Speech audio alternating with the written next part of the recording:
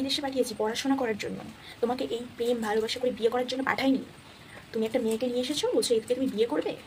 একে বিয়ে করা যাবে না। পদ্মই একমাত্র হবে তোমার বউ, পদ্মই একমাত্র যোগ্য তোমার বউ হওয়ার। কি বলছো মম তুমি? আমি এই গাইয়া মেয়েকে বিয়ে করবো? এ তো আমার বাড়ির চাকরের মেয়ে মম। এটা একটা গাইয়া মেয়েকে আমি কিছুতেই বিয়ে করবো না মনে, কিছুতেই না। তুই ছাড় ভালো মা, আমি শহরের বাবুর যোগ্য নই। কোথায় শহরের বাবু বিদেশ ফিরত, আর আমি কোথায় বাড়ির কাজের লোক। তুই ছাড় ভালো মা, তুই ছাড় ছাড় ছাড়।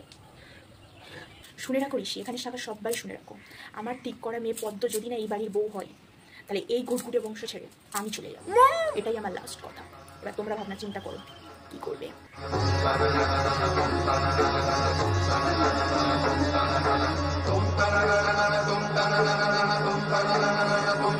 পদ্ম কি পারবে ঋষির যোগ্য হয়ে উঠতে?